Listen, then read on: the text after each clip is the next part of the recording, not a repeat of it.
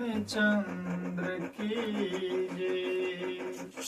सियावरे रामचंद्र की जय। सियावरे रामचंद्र की जय। सियावरे रामचंद्र की जय। आज 10 श्री राम कथा की एक बहुत महत्वपूर्ण बिंदु लेकर के आया है, जिसको सुनने से कहते हैं कि 3 लोक और 14 भुवन में सुख की प्राप्ति होती है। ये वो चौपाई है, वहां से जब कैलाश पर्वत पर कहते हैं कि समाधि से उठने के बाद यानी 87,000 वर्ष के बाद 87,000 वर्ष जब बीत गया तो शिव जी की समाधि खुली। आप कहते हैं कि तब तक माता सती वहीं पर बैठी रही। क्या आज की धर्मांगनी अर्धांगिनी संभव है? आज हम बस थोड़े समय में अकुला जाते हैं, लेकिन एक आशा वो चौपाई है। राम नाम शिव सुमिरन लागे। राम नाम शिव सुमिरन लागे। जाने उस चीज जिसके प्रति जागी। जाने उस चीज जिसके प्रति जागी। जय शंभु पदे वंदन की ना। जय शंभु पदे वंदन की ना। हसन मुख शंकरे आसन देना। सन मुख शंकरे आसन देना। कहते हैं कि जब शिव जी 87,000 वर्ष तक समाधिस्थ हो गए थे, उसके बाद जब जागे और राम नाम का स्मरण किया तो सती जी जो थे शिव जी के चरणों में प्रणाम किए और शिव जी जो थे उनको सामने बैठाया। अब यहाँ पर एक प्रश्न आती है कि चुपचाप शिव जी के अर्धांगिनी के रूप में माता पार्वती विराजमान है, वो वाम भाग में बैठाते थे हमेशा, लेकिन और वाम भाग में नहीं सामने बैठाया। माता सती समझ गई कि शिव जी हमें त्याग कर दिए। शिव जी हमें नारी के रूप में, शिव जी हमें धर्मपत्नी के रूप में, अर्धांगिनी के रूप में, स्वाग्नि के रूप में स्वीकार नहीं कर रही हैं।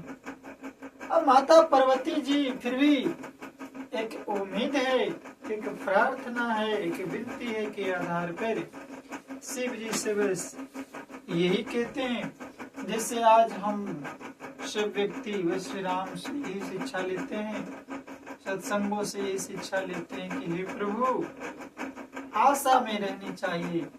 परमात्मा के दिल में कहते हैं कि कभी दर में अंधेर नहीं होता है और देर भी नहीं होता है। हमें और आपको ऐसा लगता है कि देर है या अंधेर है, यही भ्रम है, यही संशय है। संत जन कहते हैं जहाँ नाथ रखे दोगे वहीं मैं रहूंगा। नाथ रख दोगी वहीं मैं रहूंगा, जहाँ ले चलोगे वहीं मैं चलूंगा, जहाँ ले चलोगे वहीं मैं चलूंगा। और संत जन कहते हैं, माता पार्वती कह रही है, ये जीवन समर्पित शरण में तुम्हारे, ये जीवन समर्पित शरण में तुम्हारे, तुम्हें मेरे सर्वस्व, तुम्हें प्राण प्यारी। माँ सरस्वती, तुम्हें मेरे सर्वस्व, तुम्हें प्राण प्यारी, तुम्हें छोड़ कर नाथ, तुम्हें छोड़ कर नाथ, मैं किससे कहूँगा, तुम्हें छोड़ कर नाथ, मैं किससे कहूँगा, जहाँ ले चलोगे वहीं मैं चलूँगा।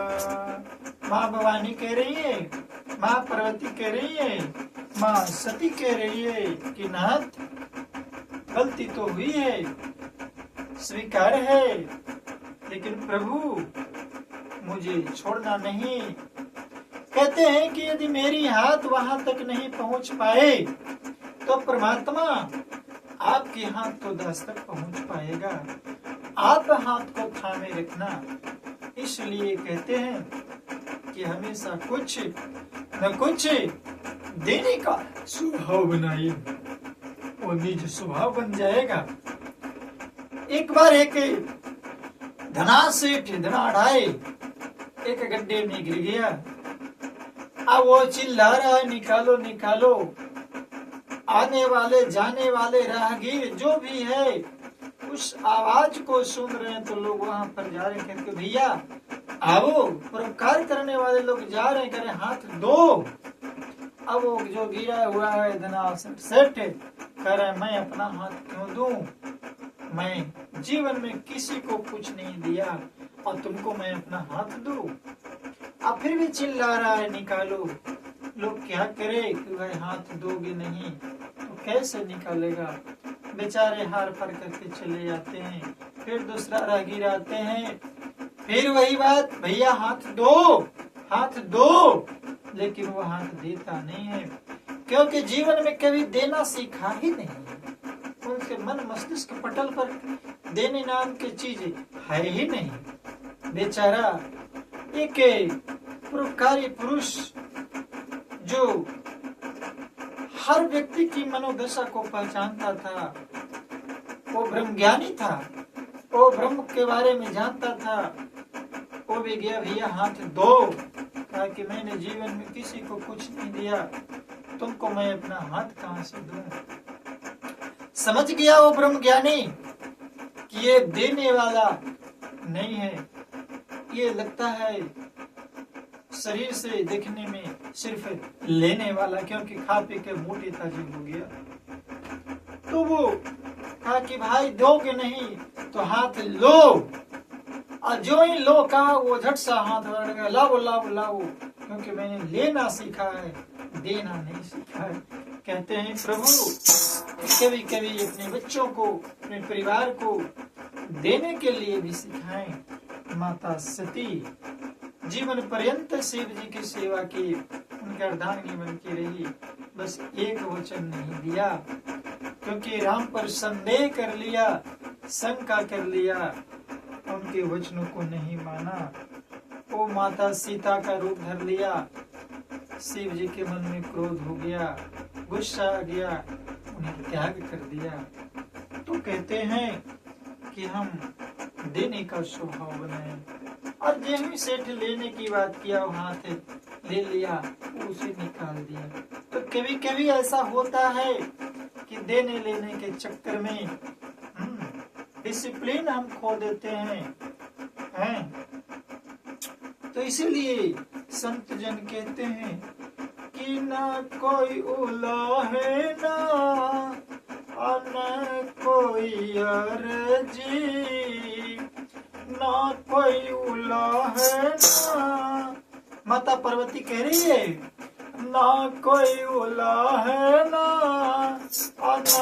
कोई अर्जी, कर लो करा लो तुम्हारी जो मर्जी, कर लो करा लो तुम्हारी जो मर्जी। क्यों कि कहना भी होगा, कहना भी होगा तो तुझसे कहूँगा, कहना भी होगा तो तुमसे कहूँगा, जहाँ ले चलोगे वहीं मैं चलूँगा। शरणागत हैं माँ सती, तुम्हारे ही दीन है, तुम्हारी ही रातें, तुम्हारे ही दीन है, तुम्हारी ही रातें, कृपानाथ सब कुछ है तुम्हारी कृपा से, कृपानाथ सब कुछ है तुम्हारी कृपा से। सहाओगे नाथ जो भी, सहाओगे नाथ जो भी, खुशी से सहूँगा, सहाओगे नाथ जो भी, खुशी से सहूँगा, जहाँ ले चलोगे वहीं मैं चलूँगा। दयानाथ दयनीय है अब मेरी अवस्था, और तुम्हारे ही हाथ मेरी सारी व्यवस्था। त्रिलोक के स्वामी दयनीय है दयानाथ मेरी अवस्था, और तुम्हारे ही हाथ मेरी सारी व्यवस्था। नारायण प्रभु प्रेम, नारायण प्रभु प्रेम पावन गहोगा, नारायण प्रभु प्रेम मैं पावन गहोगा, जहाँ नाथ ले दो वही मैं रहूँगा, जहाँ ले चलो वही मैं चलूँगा।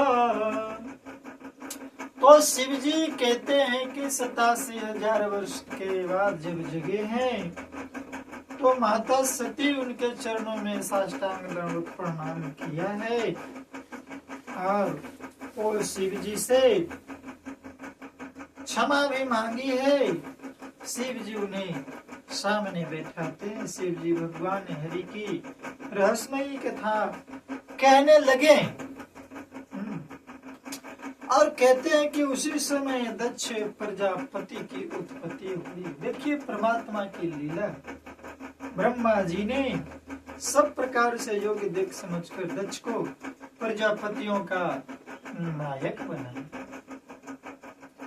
इस प्रकार कहते हैं कि जब प्रजापतियों का नायक राजा दक्ष को ब्रह्मा जी बना दिया, जब दक्ष ने इतना बड़ा अधिकार पाया तब उनके हृदय में अत्यंत अभिमान हो गया। जगत में ऐसा कोई नहीं पैदा हुआ जिसको प्रभुता पाकर मद न हो। ये शिव वाणी है। कहते हैं कि जिस समय माता सती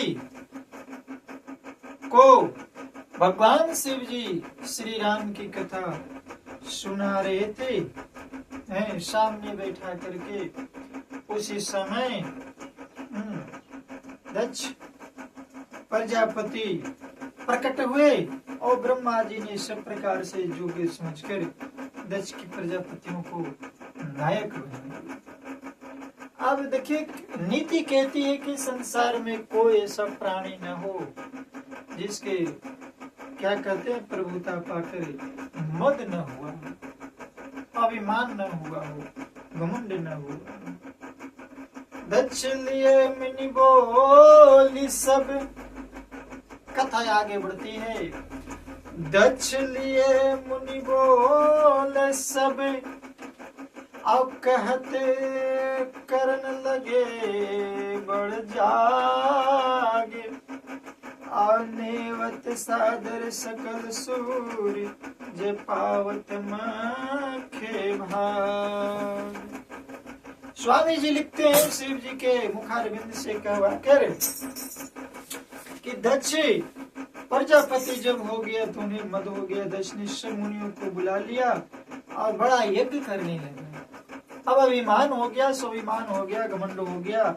जो देवता यज्ञ का भाग पाते हैं, दक्ष ने उन सबको आदर से निमंत्रण दिया। अब देखिए, यहाँ पर एक बड़ी बात ये आती है कि दक्ष, हम सभी जानते हैं कि दक्ष की पुत्री माता सती थी और भगवान शिव उनके दामाद हुए, और वो भी दामाद ऐरो गैरो रोड छाप तो है नहीं। दक्ष का निमंत्रण पाकर किन्नर, नाग, गिद्ध, सिद्ध, गंधर्व और सब देवता अपनी अपनी स्त्रियों सहित अकेले नहीं चले। विष्णु, ब्रह्मा और महादेव जी को छोड़कर सभी देवता अपना अपना विमान सजाकर चले। देखिए, राजा दक्ष ने, चूंकि माता सती के वो पिताजी थे, भगवान शिव के ससुर हुए, सबको निमंत्रण दिया, सिर्फ त्रिदेव ब्रह्मा विष्णु महेश को छोड़। आप देखिए, किसी को अपमानित करने का ऐसे निमंत्रण दे या न दे अलग बात है, लेकिन किसी को अपमानित करने के ख्याल से यदि आप कोई कार्य करते हैं तो कभी सफल नहीं होता। एक व्यक्ति को एक संत जी बताएं कि देखिए, श्री रामचरितमानस का आप 1 साल तक नित्य पाठ करें, उनकी कथा श्रवण करें, कथा सुने, उनकी चौपाइयों का दर्शन करें, उन्हें औरों को दर्शन करावें, राम के जीवनी को बतावें, राम की संजीवनी को बतावें, माता सीता की करणी को बतावें, उनके धर्मानुरागिनी को बतावें, श्री रामायण के पाठ करें, श्री रामचरितमानस के हर छंद, हर दोहा, हर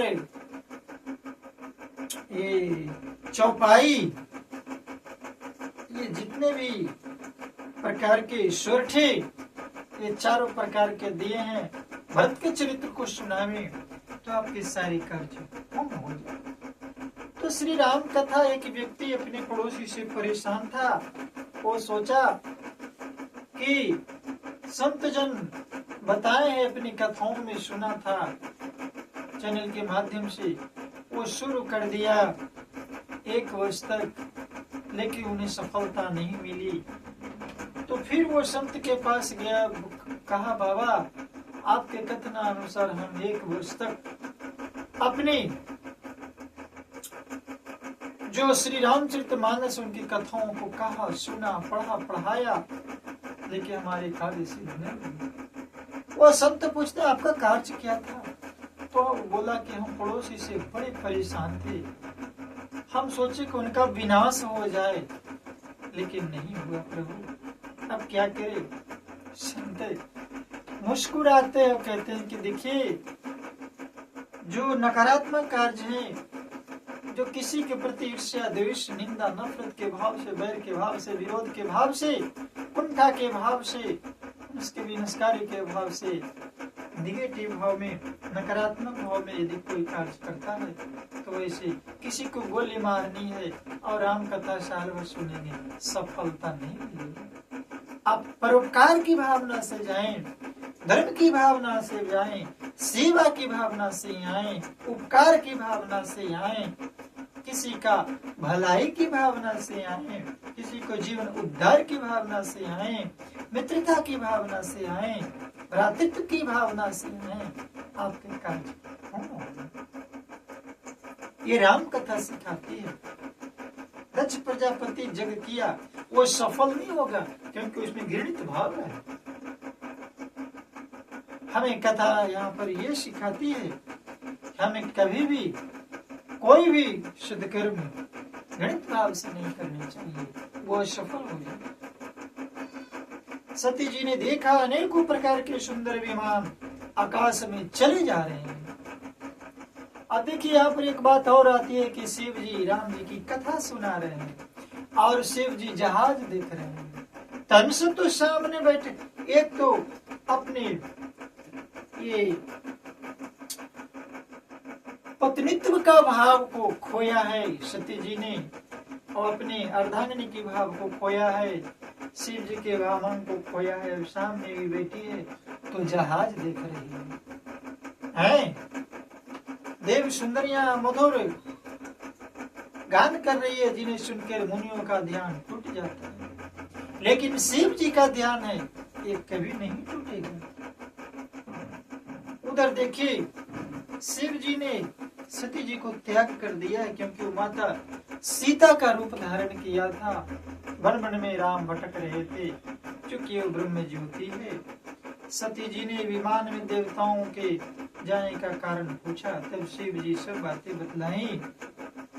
पिता के यज्ञ की बात सुनकर सती कुछ प्रसन्न हुई और सोचने लगी कि यदि महादेव जी मुझे आज्ञा दें तो इसी बहाने कुछ दिन पिता के घर जाकर क्योंकि उनके हृदय में पति द्वारा त्यागी जाने का बड़ा भारी दुख था, पर अपना अपराध समझकर वे कुछ कहती न थी।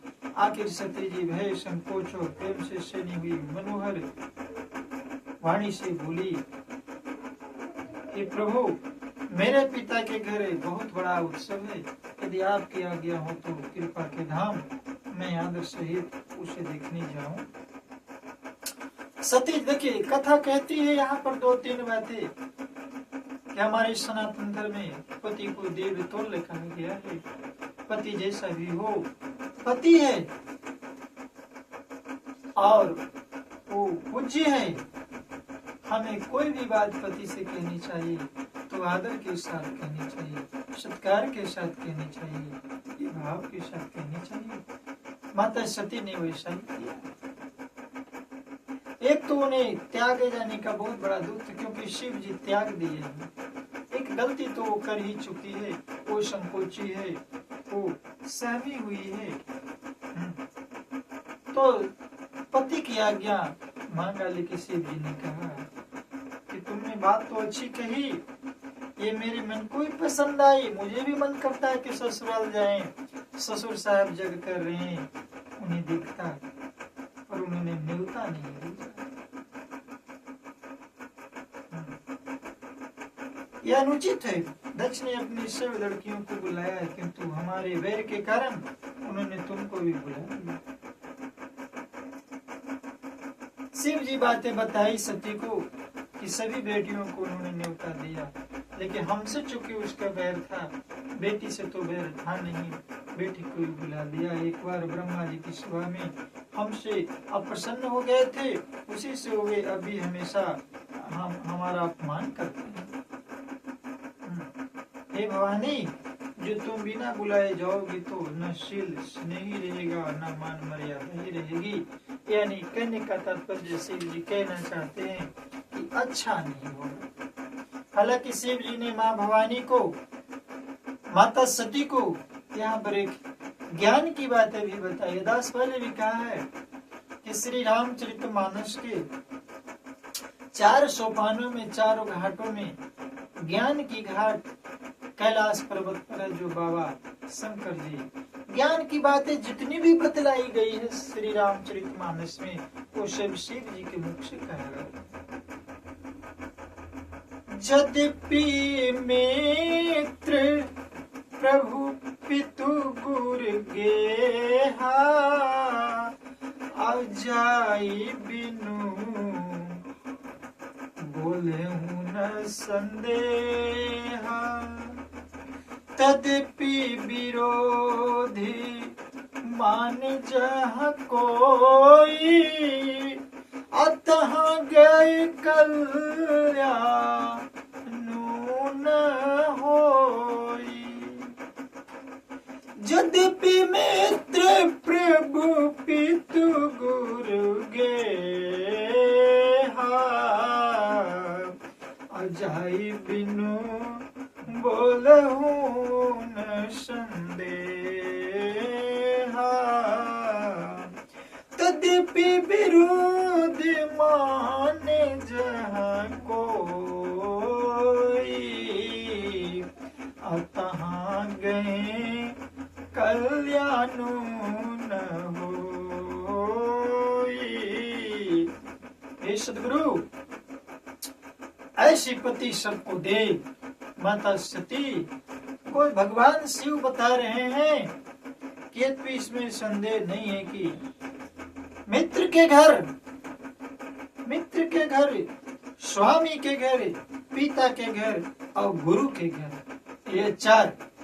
शिव जी ने कहा कि बिना बुलाए किसी के घर जाना अच्छा नहीं होगा, लेकिन उन्होंने थोड़ी सी जगह भी रखा, क्योंकि विश्व गुरु है, कि मित्र के घर, मित्र प्रभु यानी स्वामी पति के घर, पितु यानी पिता और गुरु यानी गुरु के घर बिना बुलाए भी जाना चाहिए। तो भी जहाँ कोई विरोध मानता हो उस घर जाने से कल्याण नहीं होता। लेकिन फिर भी सावधान कर रहे हैं कि ये चार में भी यदि अपमान की भावना हो, विरोध की भावना हो, ईर्ष्या द्वेष निंदा नफरत की भावना हो, हालांकि मित्र स्वामी पिता और गुरु, मित्र स्वामी पिता और गुरु के घर बिना बुलाए जाना चाहिए, लेकिन यदि वैर की भावना हो, ईर्ष्या की भावना हो, अपमान की भावना हो, विरोध की भावना हो, लड़ाई की भावना हो, झगड़े की भावना हो, ईर्ष्यालु की भावना हो, नफरत की भावना हो, तो भी वहां नहीं जाना चाहिए।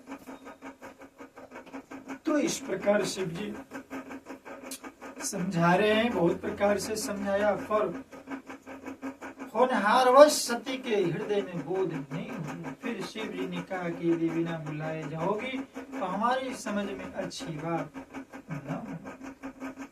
तो इस प्रकार कहते हैं, आगे की कथा में हम चर्चा करेंगे कि शिव जी समझा रहे हैं लेकिन सती मानने को तैयार नहीं है, तो कैसे वो वहां पर बैठाते हैं, भिजवाते हैं गणों को साथ लेकर। नहीं पड़ा तब त्रिपुरारी महादेव जी ने अपने मुख्य गणों को साथ लेकर उनको विदा करते हैं। फिर आगे क्या होता है ये आगे की कथा में हम श्रवण करेंगे। आज के लिए 10 अपने आप को श्री राम के चरणों में हवाले करता है, आप भक्तों के चरणों में हवाले करता है, सनातन धर्मावलंबियों के चरणों में हवाले करता है। हे मेरी माता, हे मेरी बहना, हे राम प्रिय भक्तजन, आप चैनल से जुड़ जाएं, चैनल को सब्सक्राइब करें, लाइक करें, शेयर करें, अधिक से अधिक लोग जुड़ेंगे। ये राम की कृपा है, शिव की कृपा है। और कमेंट बॉक्स में कमी या देशी जो भी त्रुटि होती है दास को बताएं। दास एक कथा जानता है, दास के पास कोई दिखावा नहीं, कोई बिकावा नहीं, कुछ नहीं है, बस एक वाणी प्राप्त हुई है जो दास बांटने का प्रयास कर रहा है। सब साथ दें, सब मिल करके इसे बांटे और एक स्वर में बोले, बोल सियावर रामचंद्र की जय।